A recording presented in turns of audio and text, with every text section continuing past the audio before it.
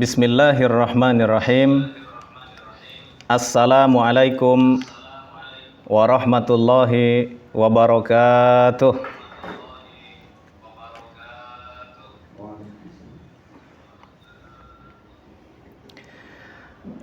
Alhamdulillahirabbil alamin. Wassalatu wassalamu ala asrafil mursalin Sayyidina wa maulana Muhammadin wa ala alihi wa sahbihi ajma'in. Ahlan wa marhaban bikum fi hadha liqa'i tayyibil mubarak. Asallahu an yaja'ala hadha liqa' fi mizani hasanatina yaumal qiyamati, amin ya rabbal alamin. Ma'asyiral mu'minina wal mu'minat rahimakumullah. Yang kami muliakan Ketua Yayasan Harapan Umat Purbalingga, Bapak Haji Karsono, SPDI, Direktur Lembaga Pendidikan Islam Pertadu Harapan Umat Purbalingga, Bapak Cukup Priyanto, SPD, Kepala Bidang HRD, Ibu Purwi Lestari, SE, Kepala Unit Ibu Trimawati, Kepala Unit SDIT, Ibu Suci, Kepala Unit SDTK, Pak Misyono, Kepala Unit SMP IT, Satu Lutfi Ansori, Pengasuh Pondok Pesantren Tahfiz Quran Harapan Umat, serta seluruh guru, karyawan, ustadz dan ustazah di lingkungan Lembaga Pendidikan Islam Terpadu Harapan Umat Purbalingga yang Allah muliakan. Rasa syukur kehadirat Allah Subhanahu wa ta'ala di pagi hari ini kita bisa bertemu di dalam majelis ilmu, majelis yang paling diberkahi oleh Allah Subhanahu wa ta'ala. Karena di dalam majelis ini kita akan mengkaji Al-Quran, mengkaji kalam Allah, mengkaji kebesaran Allah, maka majelis ini akan dilimpahi dengan keberkahan, karena di dalamnya akan banyak malaikat yang akan mendoakan kita. Mudah-mudahan keberkahan atas majelis ini akan mengalir dalam kehidupan kita, berpengaruh pula insyaallah untuk akhirat kita nanti, amin ya rabbal alamin. Salawat dan salam kita sampaikan ke ruh junjungan kita baginda Nabi besar Muhammad sallallahu alaihi wasallam. Bapak, Ibu, ikhwan akhwat, hadirin hadirat rahimakumullah. Di pagi hari ini kita kembali mengkaji satu buku yang telah kita kaji 3 pertemuan yang lalu.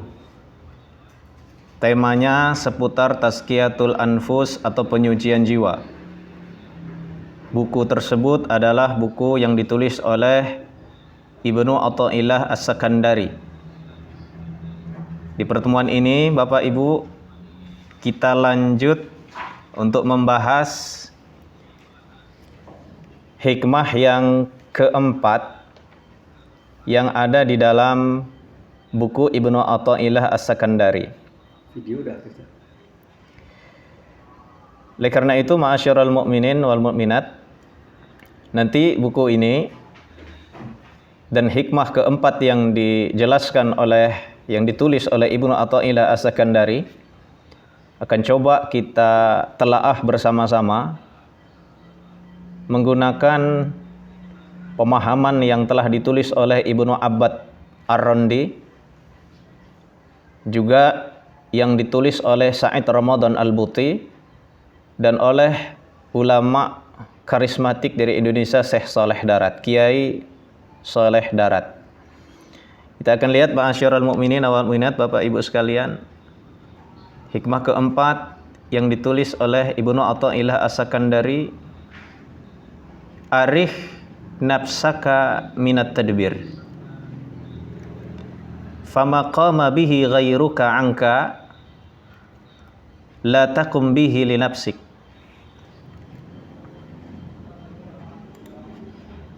istirahatkan dirimu atau pikiranmu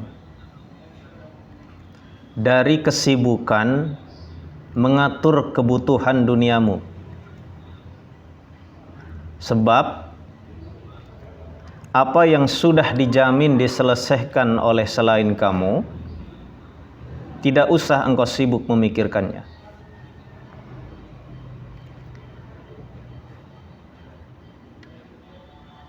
Hikmah keempat ini kami coba beri judul Tenanglah, Allah yang mengatur rezekimu. Bapak Ibu hadirin hadirat ma'asyiral mu'minin wal mu'minat rahimakumullah. Persoalan rezeki ini kan sering kita bahas. Tapi persoalan rezeki meskipun sering dibahas, kalau tidak dihubungkan dengan keimanan, maka persoalan rezeki ini akan menjadi problem.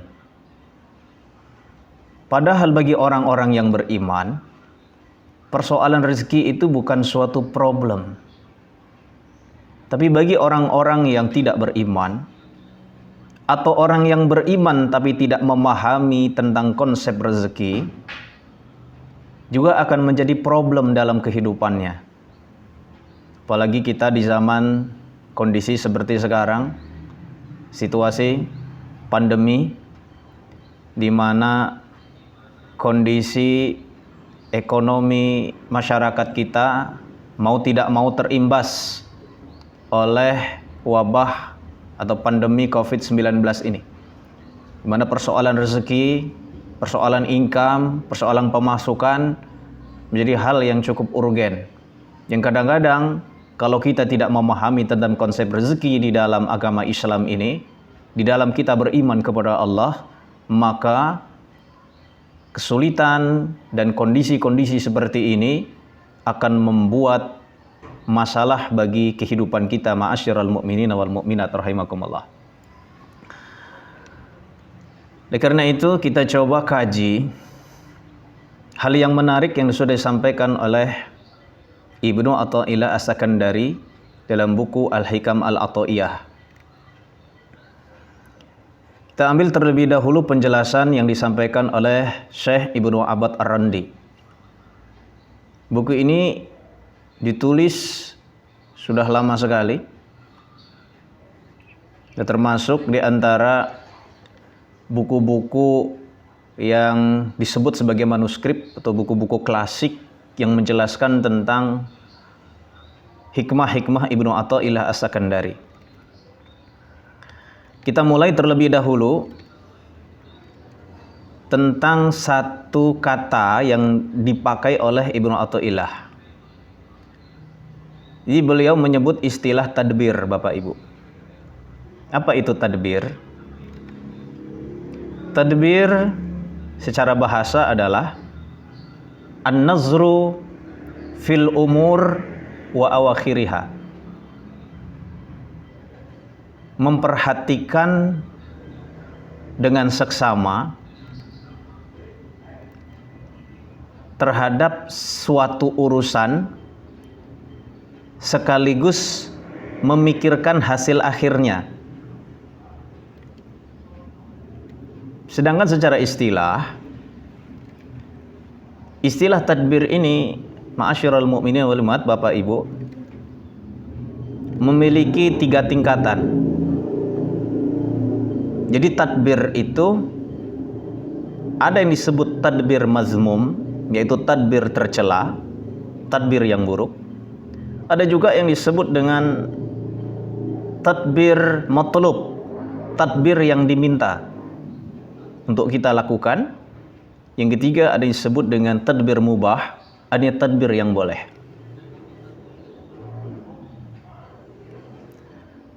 Apa itu tadbir yang tercela? Tadbir yang tercela adalah alladzi yusahibuhul jazmu wat tasmim diniyan au dunyawiyan. Orang yang berangan-angan dan terlalu memikirkan sesuatu dan memastikan hasil akhir. Nih, misalkan kita membuat perencanaan hidup 1 tahun ini atau hari ini kita merencanakan satu bisnis misalkan atau satu pekerjaan, lalu kita yakin seyakin-yakinnya tentang hasil yang akan dicapai atau kita peroleh di akhir pekerjaan nanti. Memastikan dengan sangat yakin akan sesuatu yang akan diperoleh, maka itu disebut dengan tadbir mazmum, tadbir yang tercela. Baik dalam urusan agama maupun dalam urusan duniawi. Yang kedua adalah tadbir matlub. Tadbir matlub itu Bapak Ibu adalah tadbir ma tukallifuhu minal wajibat wa ma tandubu ilaihi minat ta'at ma tafwidil masyiah wa nazri ilal qudrah. Seseorang berusaha mengatur untuk melaksanakan kewajiban-kewajiban yang diberikan oleh Allah Subhanahu wa taala, di mana kewajiban-kewajiban yang dia laksanakan itu hasilnya disandarkan kepada kehendak Allah Subhanahu wa taala sesuai dengan kudrat. Ini adalah tadbir yang wajib. Kita melaksanakan sholat, kita serahkan hasil akhirnya kepada Allah, tapi dalam melaksanakan sholat kita siapkan segala sesuatunya dengan maksimal. Dari mulai wudhu, membersihkan tubuh, memakai pakaian yang rapi, melaksanakan sholat dengan khusyuk dan selainnya, sudah kita rencanakan. Hasilnya terserah Allah Subhanahu wa taala. Begitupun dalam urusan-urusan yang lain. Artinya tadbir dalam yang diwajibkan itu adalah tadbir yang dilakukan di dalam ketaatan, lalu kita serahkan hasilnya kepada Allah Subhanahu wa taala. Sedangkan yang ketiga yang disebut dengan tadbir mubah, adalah tadbir yang biasa adalah at-tadbir fi amrin dunyawiyyin aw tabi'iyyin ma'at tafwid lil masyiah. Yaitu seseorang yang mengatur urusan duniawinya atau urusan hal-hal yang berkaitan dengan kebiasaannya yang bukan berkaitan dengan amal ibadah, tapi diserahkan hasilnya kepada kehendak Allah Subhanahu wa taala. Jadi kalau yang wajib itu berkaitan dengan ketaatan, sedangkan yang mubah atau yang hukumnya boleh itu yang tidak berkaitan dengan ketaatan tapi berkaitan dengan aktivitas keseharian kita. Dari yang sederhana sampai yang terbesar. Maka tadbir ini kalau kita simpulkan artinya adalah memikirkan sesuatu yang belum terjadi atas dasar keinginan nafsu dan syahwat. Jadi kalau kita memikirkan dan mengangan-angankan sesuatu yang belum terjadi, tapi dorongan untuk berangan-angan itu, dorongan untuk berpikir itu atas dasar keinginan nafsu dan syahwat saja, maka inilah yang dimaksud dengan tadbir.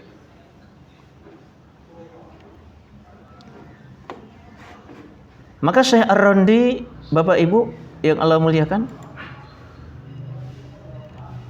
beliau saat menjelaskan hikmah Ibnu Athaillah As-Sakandari ini, beliau mengatakan tadbirul khalqi li umuri dunyahum 'ala al-wajhi alladhi naquluhu mazmum, maka seorang makhluk yang memikirkan hal-hal yang akan terjadi kemudian lalu memastikannya, didorong oleh syahwat dan nafsunya saja, itu adalah perbuatan yang buruk. Beliau melanjutkan, li'anna Allah Ta'ala qad takallafa lahum bizalik. Itu karena Allah Subhanahu wa taala sudah mengatur dan menjaminnya. Ibnu Athaillah sendiri beliau menyebut, setelah menjelaskan hikmah yang keempat ini, tidak panjang lebar beliau jelaskan. Sebab Ibnu Athaillah As-Sakandari sendiri sudah menulis satu buku khusus untuk tema terkait dengan rezeki yang berkenaan dengan tadbir ini, Bapak Ibu. Judul bukunya At-Tanwir fi Isqatit Tadbir. Pencerahan bagaimana meruntuhkan tadbir dari manusia. Bukunya tebal, sangat menarik untuk dibahas dan dibaca, Bapak Ibu yang Allah muliakan. Ini bagian yang pertama yang dijelaskan oleh Syekh Ibnu Abbad Ar-Randi terkait dengan hikmah yang disampaikan oleh Ibnu Athaillah As-Sakandari ini. Lalu kita ambil penjelasan yang kedua yang disampaikan oleh Said Ramadan Al-Buti. Said Ramadan Al-Buti beliau menjelaskan hal yang menarik terkait dengan hikmah yang keempat yang disampaikan oleh Ibnu Athaillah ini. Kata beliau, fa'ammat tadbir fa'amalun fikriyun wa qararun aqliyun. Tadbir itu adalah pekerjaan pikiran. Tadbir itu adalah ketetapan dari akal.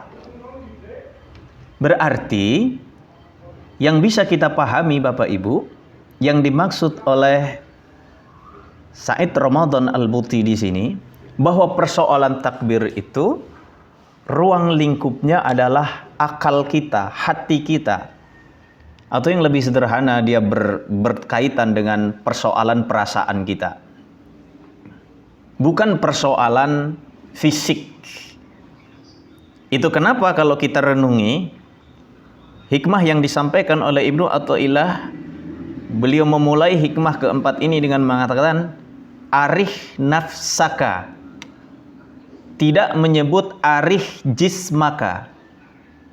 Istirahatkan dirimu, istirahatkan jiwamu, istirahatkan pikiranmu. Bukan istirahatkan tubuhmu. Kini dalam persoalan rezeki ini, yang penting dikondisikan dan distabilkan itu adalah alam pikir kita. Bukan yang distabilkan hanya fisik kita. Karena ketika pikiran kita terkait dengan rezeki ini sudah stabil, pikiran tentang rezeki ini sudah sesuai dengan apa yang dituntun dalam konsep rezeki, maka persoalan rezeki itu tidak akan menjadi problem.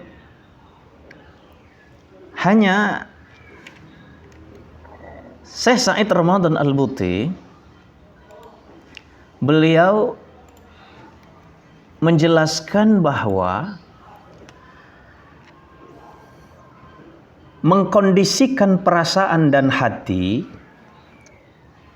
untuk bisa memahami seperti apa yang disampaikan oleh Ibnu Athaillah As-Sakandari terkait dengan rezeki ini bukan persoalan yang mudah.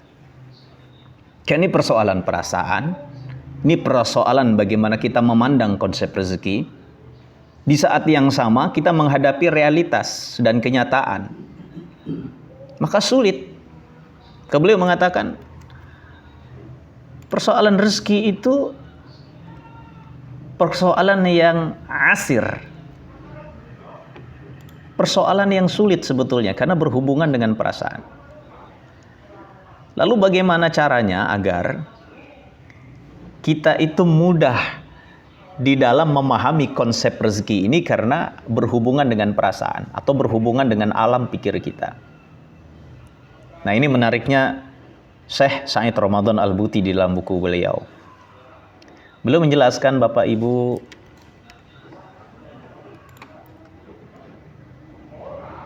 ilajun zalika yatamassalu fil iksar min zikrillah. Kalau persoalan rezeki itu adalah persoalan perasaan, persoalan pikiran, maka ada cara agar kondisi pikiran kita, kondisi jiwa kita, dan kondisi hati kita bisa stabil. Maka cara yang dilakukan, Bapak Ibu sekalian, adalah dengan memperbanyak zikir kepada Allah Subhanahu wa Ta'ala. Ai tazkuruhu wa muraqabatuh. Senantiasa mengingat Allah dengan cara berzikir, subhanallah, walhamdulillah, Allahu Akbar, astagfirullah, terus menerus. Zikir ini akan menuntun seseorang untuk sampai kepada titik yang disebut dengan muraqabah. Muraqabah itu kita ini berada di dalam satu kondisi untuk senantiasa yakin bahwa Allah senantiasa mengawasi kita. Muraqabah itu bagi orang mukmin pasti ada.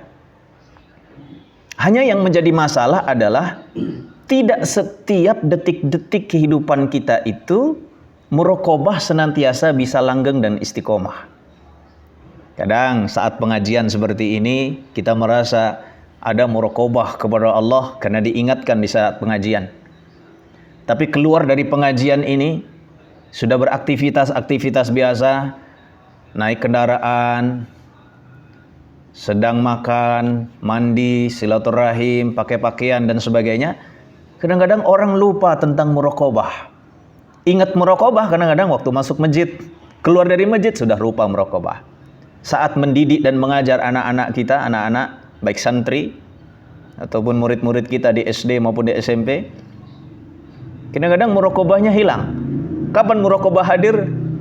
Setelah datang suara azan, lalu kita sholat, terasalah muraqabah. Jadi menghadirkan hati kita untuk senantiasa berada di dalam kestabilan muraqabah kepada Allah Subhanahu wa Ta'ala terjadi manakala zikir kita itu adalah zikir yang stabil dan istiqomah. Orang yang zikirnya istiqomah dalam semua kondisi, bukankah itu yang diminta oleh Allah? Saat engkau duduk, zikir. Saat engkau berdiri, zikir. Saat engkau tidur, zikir. Saat engkau berjalan, zikir. Jadi zikir terus-menerus akan menghasilkan satu nikmat yang disebut dengan muraqabah. Maka orang yang zikirnya sudah permanen dalam hidupnya, maka ia akan sampai kepada titik yang disebut dengan muraqabah. Titik muraqabah ini adalah nikmat besar yang diberikan oleh Allah. Wa khairu sabilin lizalika rabtun ni'am bil mun'im jalla jalaluh. Selain itu kata Said Ramadan Al-Buti, cara yang lain agar kita bisa mengkondisikan hati kita terkait dengan konsep rezeki itu adalah senantiasa menghubungkan apapun kenikmatan yang kita peroleh di dunia ini bahwa semua adalah pemberian dari Allah. Nikmat kita bisa melihat, nikmat kita bisa berbicara, nikmat kita bisa mendengar, nikmat kita bisa bernafas, nikmat tubuh kita sehat, nikmat kita berada di lingkungan yang soleh, nikmat kita bisa sholat, nikmat kita bisa makan, nikmat kita bisa minum. Keseluruhnya itu adalah nikmat yang diberikan oleh Allah Subhanahu wa Ta'ala. Bapak Ibu, kalau kita mengkaji satu ayat di dalam Al-Quran itu, di surat Al-Isra, Allah memuji Nabi Nuh alaihissalam. Nabi Nuh itu disebut oleh Allah 'abdan syakura, hamba Allah yang syukur. Kenapa Nabi Nuh disebut sebagai hamba Allah yang syukur? Kita telisik kitab-kitab tafsir, misalkan ditulis oleh Imam Al-Qurtubi, Imam At-Tabari maupun Ibnu Katsir, menjelaskan bahwa Allah memuji Nabi Nuh lalu disebut sebagai hamba Allah yang bersyukur karena Nabi Nuh setiap beliau makan dan setiap beliau minum, beliau mengucapkan zikir alhamdulillah. Sederhana Bapak Ibu. Makan ngucapin alhamdulillah, minum ngucapin alhamdulillah. Bukan pada persoalan makan dan minumnya yang mengucapkan alhamdulillah, bukan persoalan itu. Tapi keistiqomahan Nabi Nuh alaihissalam setiap memasukkan makanan ke dalam tubuhnya senantiasa mengucapkan alhamdulillah terus tiada henti-henti. Sederhana sekali Bapak Ibu, tapi sudah masuk dan dipuji oleh Allah sebagai hamba Allah yang bersyukur. Sederhana, karena persoalan makan minum ini kan persoalan yang sifatnya primer. Tidak ada orang hidup yang tidak makan dan tidak minum. Pasti kita senantiasa makan dan minum. Tapi barangkali masih sedikit orang yang ketika makan dan minumnya, saat dia makan, saat dia minum, dia mengucapkan senantiasa zikir alhamdulillah. Kemudian Said Ramadan Al-Buti beliau melanjutkan Bapak Ibu yang Allah muliakan, waltizamu wirdun daimun muntazimun min qiraatil qur'ani bitadabburin wa ta'ammulin. Dilanjutkan dengan konsistensi amalan-amalan, di antaranya adalah baca Quran. Jadi baca Quran kata beliau adalah jembatan untuk sampai kepada memahami konsep rezeki seperti yang Allah ajarkan itu. Bagaimana cara baca Qur'annya? Bitadabbur wa ta'ammul. Baca Quran, tapi baca Qur'annya dengan tadabbur, dengan direnungi. Wa ta'ammul, dengan diselami maknanya. Jadi ternyata konsep membaca Quran yang disebut oleh para ulama itu, dia akan mengaktifkan 5 anggota tubuh kita. Yang pertama, yang akan aktif ketika membaca Quran adalah lisan kita, lidah kita. Makanya dianjurkan orang baca Quran itu suaranya harus kuat. Kalau istilah kita orang Jawa itu orang grenyem. Kuatin suaranya. Sebab di antara hak yang harus terpenuhi saat kita membaca Quran adalah suara kita jelas. Di sini Ustadz Sumitro sudah mengajarkan tentang konsep itu. Ada Ustadz Lutfi Ansori Al-Hafiz yang mengajarkan konsep itu. Ada Ustazah Susi yang sudah mengajarkan tentang konsep baca Quran itu. Bahwa membaca Quran itu dikuatkan suaranya. Jadi alhamdulillah Ustadz Yuda kita bersama membaca Quran, dikuatkan suaranya. Karena hak dari membaca Quran itu adalah lisan kita itu keluar. Lidah kita itu, suara kita. Anggota tubuh yang kedua, Bapak Ibu, yang menjadi hak baca Quran adalah mata. Penglihatan. Maka saat membaca Quran ya mata kita melihat ayat-ayat yang kita baca. Melihat ayat-ayat yang kita baca itu ibadah. Yang ketiga, pendengaran. Karena kalau kita baca Quran suara kita tidak kuat, kita menghilangkan hak dari pendengaran kita. Karena pendengaran itu punya hak untuk mendengarkan suara yang keluar dari lisan kita. Yang keempat, akal. Jadi saat kita membaca Quran, kita upayakan untuk merenungi, memahami apa yang kita baca. Disinilah para ulama mengatakan bahwa belajar bahasa Arab dalam rangka untuk memahami ayat-ayat Al-Quran bisa disebut sebagai suatu keharusan. Kalau tidak bisa bahasa Arab, alhamdulillah para ulama-ulama kita sudah menyediakan terjemah Al-Quran. Maka ketika kita membaca Quran satu ayat, kalau kita tidak faham maknanya, lihat dulu terjemahannya.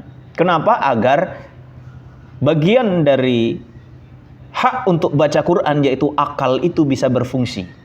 Karena membaca Al-Quran sebetulnya adalah memberdayakan akal pikiran kita untuk memahayati ayat-ayat yang kita baca. Nanti kalau baca Quran tapi akalnya tidak aktif, ini ada satu komponen di antara 5 komponen tubuh yang tidak terpenuhi. Kemudian yang terakhir adalah hati. Orang yang baca Quran itu hatinya harus hidup. Bagaimana hati hidup? Dalam membaca Quran muncul perasaan.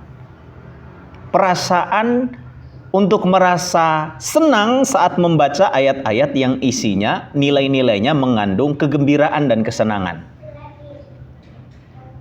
Mengkondisikan perasaan sedih manakala membaca ayat-ayat yang nilainya adalah kesedihan. Dan di ujung ketika kita membaca, hati kita tautkan kepada Allah Subhanahu wa taala agar kita tergolong di antara hamba-hamba Allah yang beruntung di akhirat. Nah, membaca Quran dengan tadabbur dan ta'ammul yang tadi disampaikan oleh Syekh Said Ramadan Al-Buti itu, ma'asyiral mu'minin wal mu'minat, perlu memberdayakan 5 dari anggota tubuh kita itu. Lisan kita harus aktif, mata kita, pandangan kita harus aktif, pendengaran kita harus aktif, akal kita harus aktif, hati kita harus aktif. Kalau 5 hal ini bersatu padu saat kita membaca Al-Quran, maka Al-Quran akan menjadi sarana yang efektif untuk menghadirkan kemapanan di dalam konsep memahami rezeki dari Allah Subhanahu wa taala. Ini penjelasan Syekh Said Ramadan Al-Buti dalam buku Al-Hikam Al-Ata'iyah yang beliau tulis. Beliau tutup dengan kalimat yang menarik. Hadzal ilaju yanmi mahabbatallah fil qalbi. Cara yang seperti ini dimulai dari zikir kepada Allah, dimulai dari senantiasa menyertakan Allah dalam seluruh nikmat yang kita peroleh, kemudian membaca Quran dengan tadabbur dan ta'ammul, akan menghasilkan mahabbah, akan menumbuhkan, beliau menyebut istilah yanmi, menumbuh suburkan rasa cinta kita kepada Allah Subhanahu wa taala. Maka sampailah kita pada titik yang tadi disebut oleh Ibnu Athaillah As-Sakandari, kita akan mudah untuk memahami konsep rezeki seperti yang disampaikan oleh Ibnu Athaillah As-Sakandari. Arih nafsaka, istirahatkan pikiranmu. Bapak Ibu yang Allah muliakan, terakhir kita ambil penjelasan dari ulama karismatik di Nusantara ini. Allah yarham beliau, Kiai Soleh Darat. Ada beberapa poin, setidaknya ada 5 poin yang disampaikan oleh Syekh Soleh Darat. Hanya saja kami ringkas dari buku yang beliau tulis. Syekh Soleh Darat mengatakan seperti ini. Istirahatkan dirimu dari memikirkan sesuatu yang belum terjadi. Yakni jangan banyak berangan-angan dan memikirkan hal-hal yang belum terjadi. Seperti memikirkan makan apa untuk hari esok atau bulan depan. Karena Allah sudah mengira-ngirakan rezeki untukmu jauh sebelum engkau ada. Begitu juga ajalmu, nikmat, dan cobaan untukmu. Belum tentu apa yang engkau pikirkan besok akan terjadi. Sehingga pikiran dan angan-angan itu tidak berguna dan sia-sia. Kalau kita renungi apa yang disampaikan oleh Syekh Kiai Soleh Darat, menarik. Kalau kita berpikir tentang dunia ini, kita itu tidak pernah istirahat hati kita. Padahal hati itu perlu istirahat dalam konsep memahami rezeki dari Allah Subhanahu wa taala. Kita lanjut apa yang disampaikan oleh Syekh Soleh Darat.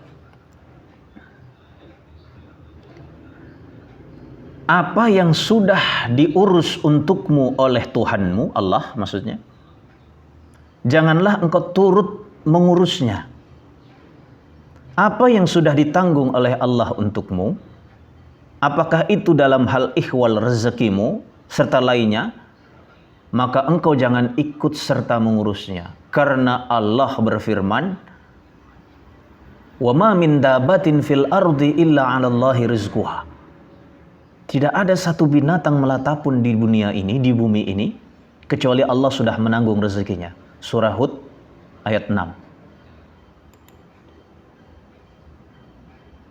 Rezeki itu konsepnya berdasarkan firman Allah ini, sebagaimana dijelaskan oleh Kiai Soleh Darat, sudah ditanggung oleh Allah. Rezeki itu urusannya Allah, bukan urusan kita. Jadi kalau manusia memikirkan terlalu mendalam tentang rezeki ini memikirkan sesuatu yang bukan pekerjaannya.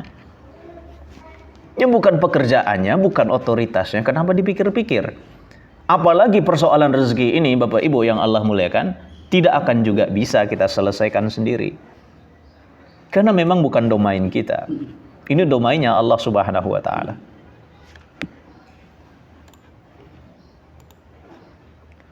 Lalu ada perumpamaan menarik yang disampaikan oleh Kiai Soleh Darat.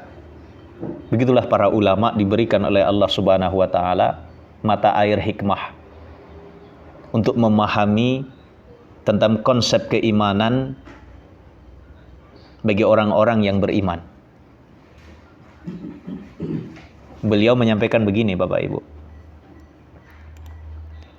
Andaikan seorang raja dunia sudah menanggung kebutuhan duniawi selama hidupmu, dia memberimu sebuah bukti berupa surat yang di dalamnya ada tanda tangan raja itu sendiri, bahwa beliau benar-benar sudah menanggung makanan dan pakaian untukmu sepanjang hidupmu, maka benar-benar engkau akan mempercayainya dengan adanya surat dari raja tersebut.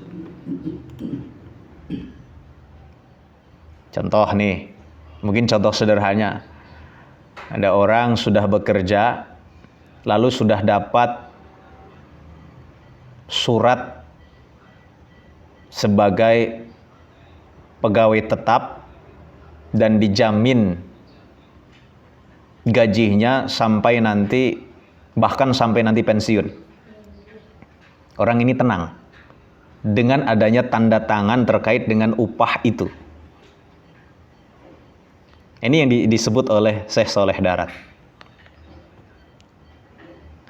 Tapi masalahnya, beliau melanjutkan,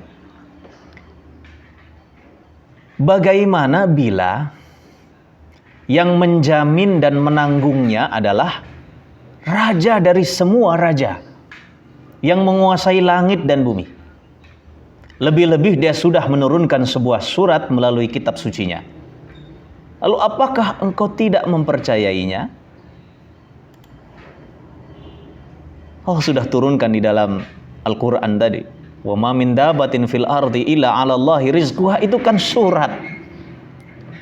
Bukan surat dari raja, bukan surat dari presiden, bukan surat dari atasan, bukan surat dari direktur sebuah perusahaan, tapi langsung surat yang diturunkan oleh raja di raja, Maharaja Al-Malik Allah Subhanahu wa Ta'ala.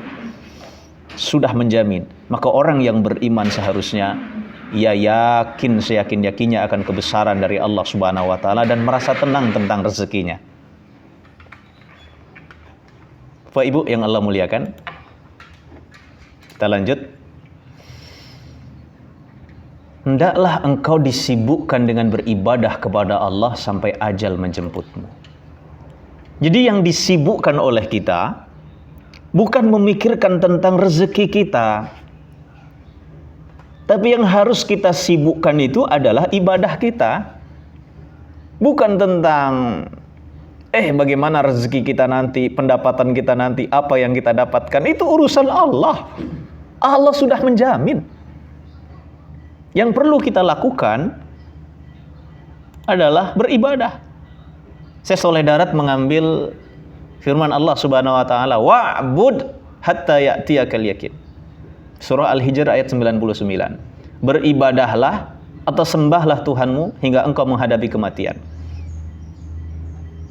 ketika engkau tersibukkan oleh ibadah, maka engkau tidak akan berangan-angan dan bertadbir untuk dirimu sendiri. Bapak Ibu, ma'asyiral mu'minin wal mu'minat yang Allah muliakan. Kalau kita cocokkan dengan firman Allah yang lain, bukankah Allah sudah berfirman, walau anna ahlal qura amanu wattaqau lafatahna 'alaihim barakatim minas sama'i wal ard. Kalau orang beriman dan bertakwa kepada Allah, pasti kami bukakan pintu-pintu keberkahan.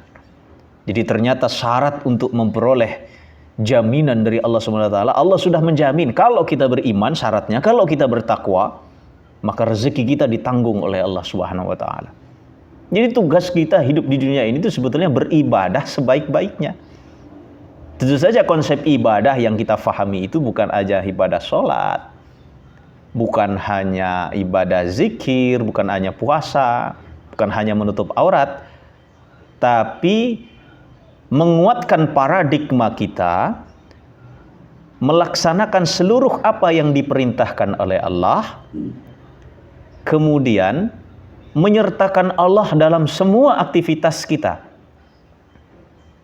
Ketika Allah kita sertakan dalam semua aktivitas kita, maka aktivitas yang kita lakukan itu nilainya akan menjadi ibadah.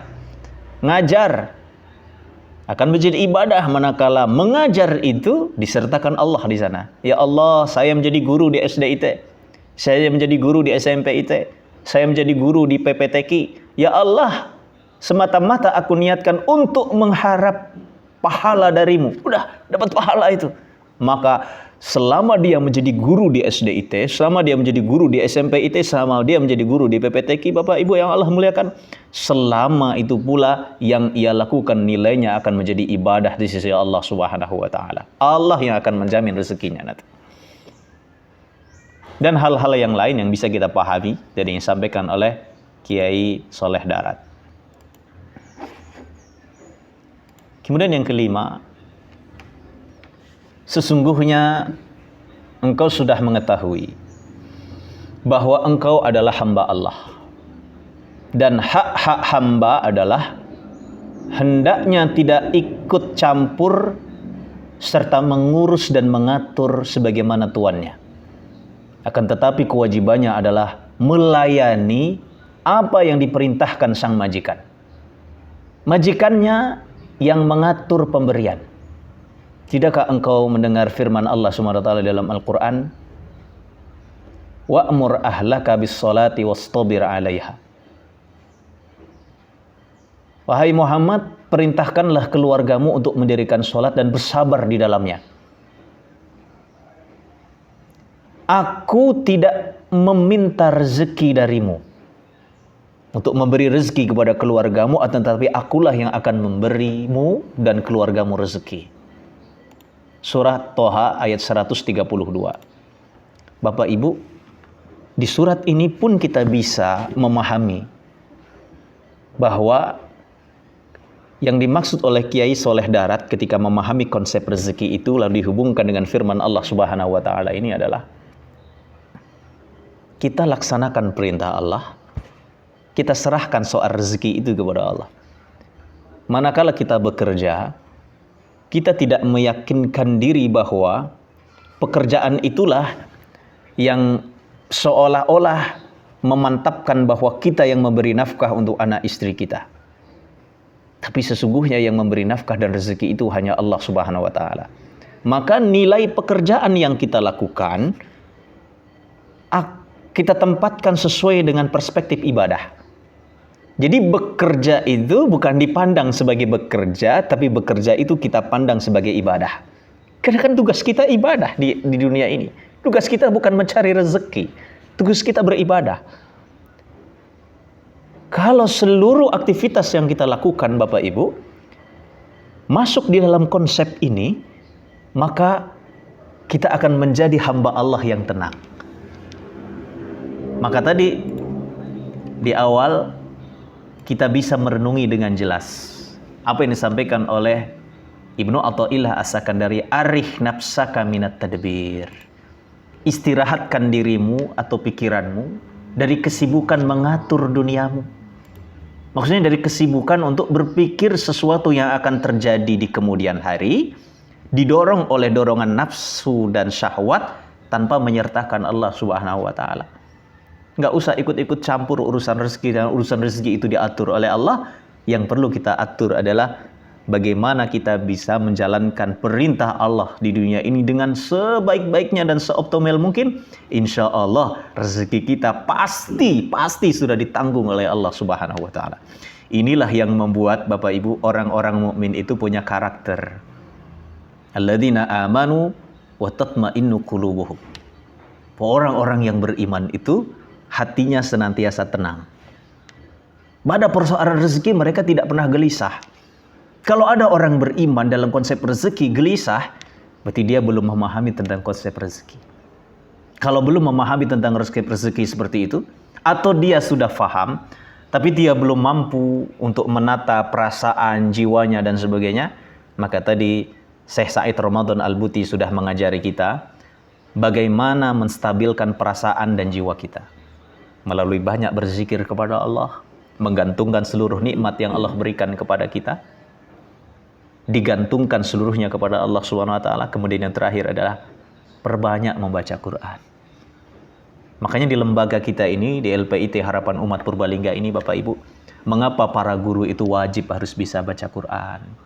Mengapa para guru itu diwajibkan untuk hafal 2 juz minimal, juz 30, juz 29? Kemata Pak Mitro senantiasa mendorong kita setiap waktu untuk terus menghafal Quran. Sejatinya agar kita Bapak Ibu menjadikan Al-Quran ini sebagai sarana agar kita menjadi hamba-hamba Allah yang tenang, melaksanakan syariat Allah Subhanahu wa taala. Bapak Ibu yang Allah muliakan, ini saja yang dapat kita diskusikan pada kesempatan yang mulia ini tentang konsep rezeki, agar kita tenang di dalam memahami konsep rezeki yang Allah telah sebutkan di dalam Al-Quran. Mudah-mudahan kita termasuk di antara hamba-hamba Allah yang diberi ketenangan dalam memahami rezeki ini, dan kita diberikan oleh Allah kekuatan untuk beribadah dan melaksanakan perintah Allah dengan sebaik-baiknya di dunia ini, sampai kita nanti wafat dalam keadaan husnul khotimah. Amin ya rabbal alamin. Insyaallah akan kita sambung kajian Tazkiyatul Anfus ini di bulan depan untuk kita kaji hikmah yang kelima dari buku Ibnu Athaillah As-Sakandari. Mohon maaf atas segala kekurangan dan kekhilafan. Kami kembalikan kepada moderator Ustadz Yuda. Billahi taufiq wal hidayah. Wassalamualaikum warahmatullahi wabarakatuh.